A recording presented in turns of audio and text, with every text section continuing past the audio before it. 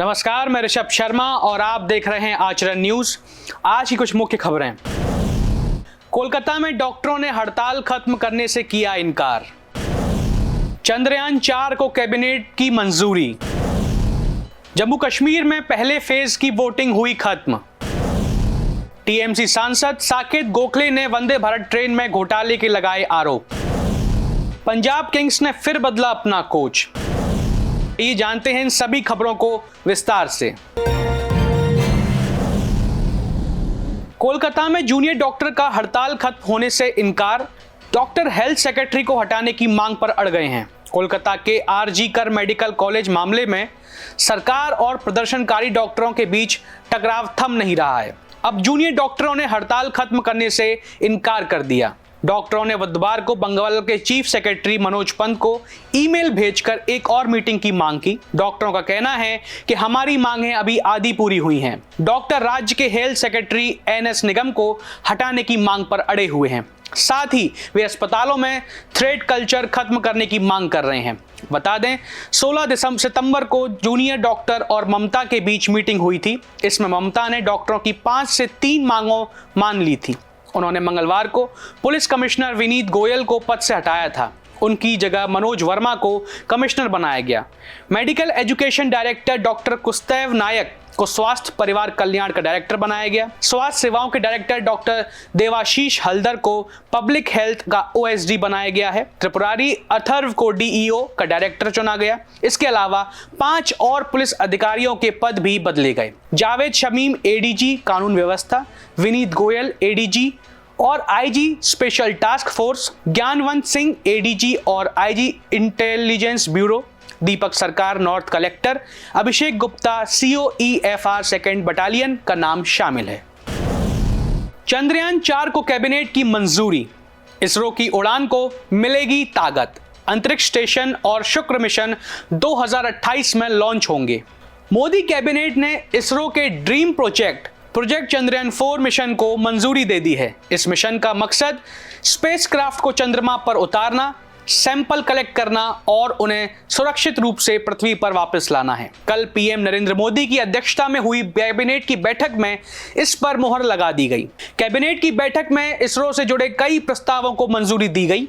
इनमें चंद्रयान 4, शुक्र mission, Indian space station और अगली पीढ़ी के प्रक्षेपण यान को विकसित करने जैसे प्रस्ताव शामिल हैं।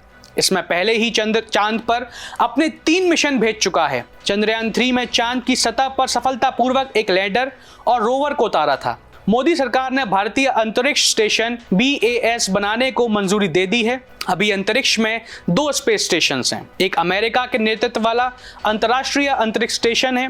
यहाँ दुनिया के तमाम वैज्ञानिक पहुंचकर अपना शोध कार्य करते हैं। दूसरा स्टेशन चीन का है।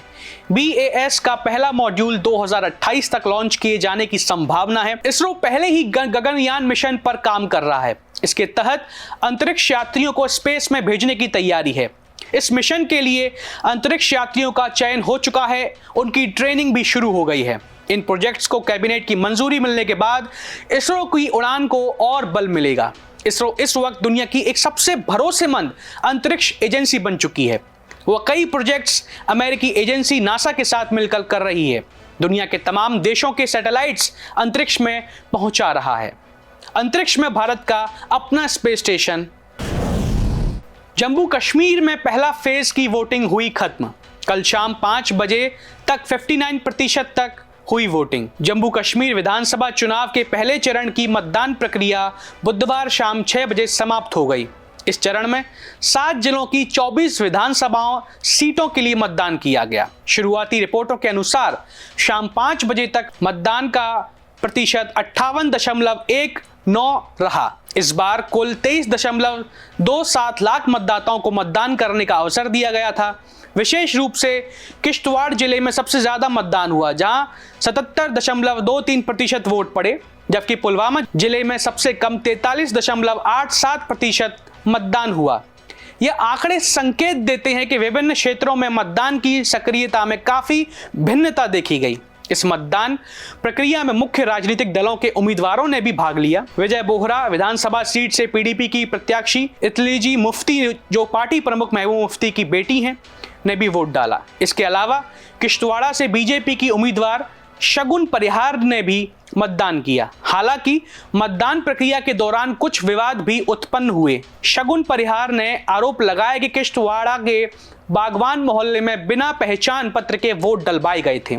इस आरोप के बाद माहौल गर्म हो गया और कुछ समय के लिए मतदान रुका गया। ऐसी घटनाएं चुनाव प्रक्रिया की पारदर्शिता और निष्पक्षता पर सवाल उठाती हैं। इसके प्रति सभी दलों को सतर्क रहना चाहिए। इसके अलावा पहले चरण की वोटिंग में देश के विभिन्न राज्यों में रहने वाले 35,000 से अधिक विस्थापित कश्मीरी पंडितों ने भी मतदान किया। उनके लिए कुल 24 स्पेशल बूथ स्थापित किए गए थे, जिनमें दिल्ली में 4, जम्मू में 19 और उधमपुर में 1 बूथ था।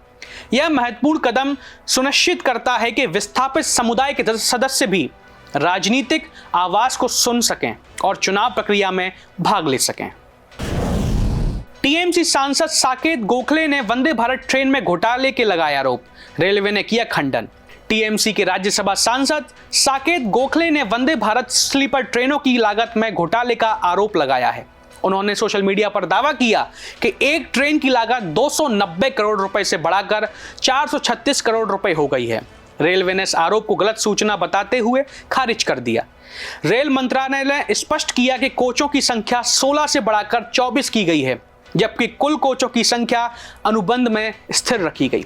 गोखले ने कहा, अनुबंध प्रति ट्रेन के हिसाब से थे, न कि प्रति कोच के हिसाब से, और ट्रेन की लागत में अन्य खर्च भी शामिल होते हैं। उन्होंने रेल मंत्री अश्विनी वैष्णव से सवाल किया कि इस घोटाले से किसे लाभ हो रहा है।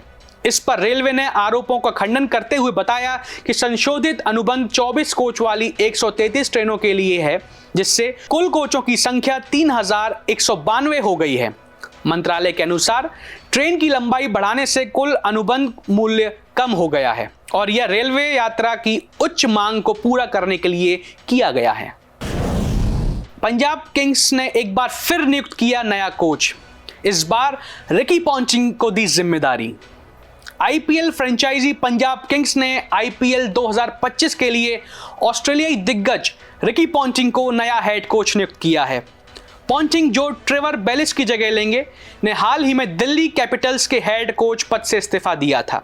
उन्होंने पंजाब किंग्स के साथ 4 साल की डील साइन की है, जो 2028 में समाप्त होगी। इस बात की संभावना है कि पॉन्टिंग कोचिंग और सपोर्ट स्टाफ पर पूरा नियंत्रण प्राप्त होगा, लेकिन पुराने कोचिंग स्टाफ के भविष्य को लेकर अभी कुछ स्पष्ट नहीं है, जिसमें Trevor Bayliss head coach, Sanjay Bangar head of cricket development, Charles Langeveldt गेंदबाजी कोच और सुनील जोशी स्पिन गेंदबाजी कोच शामिल हैं। ध्यान देने वाली बात यह है कि पिछले 7 सीजनों में पंजाब किंग्स के लिए पिछले सीजन का प्रदर्शन अच्छा नहीं रहा, जहां टीम ने 14 मैचों में से केवल 5 में जीत हासिल की और पॉइंट्स टेबल में नीचे से दूसरे स्थान पर रही। टीम का खिताबी सूखा 17 साल से जारी है और वह अब हासिल की और पॉइंटिंग टेबल के नीचे से दूसरे स्थान पर रही। टीम का खिताबी सूखा 17 साल से जारी है। अब पॉन्टिंग की जिम्मेदारी है कि वे पंजाब को पहली बार आईपीएल चैंपियन बनाए। पॉन्टिंग ने 2014 में पहली बार कोचिंग की भूमिका निभाई थी, जब वह मुंबई इंडियंस के कोच बने। इसके बाद उन्होंने दिल्ली कैपिटल्स में 7 साल तक कार्य किया। अब पंजाब किंग्स के साथ वे नई चुनौती का सामना करेंगे। देश दुनिया की सभी खबरें देखने के लिए जुड़े रहिए आचरण न्यूज से। आचरण न्यूज, हर कदम आपके साथ।